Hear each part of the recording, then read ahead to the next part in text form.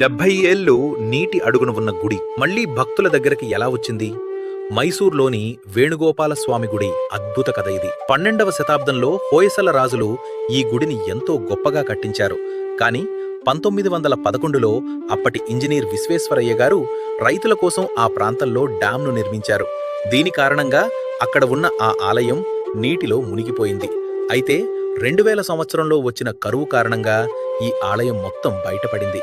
70 ఏళ్లు నీటిలో ఉన్నప్పటికీ చెక్కుచెదరని అద్భుతాన్ని చూసి కోడే ఫౌండేషన్ వారు ఆ ఆలయం మొత్తాన్ని యథాతథంగా డ్యాంకి దూరంగా మార్చే సాహసం చేశారు.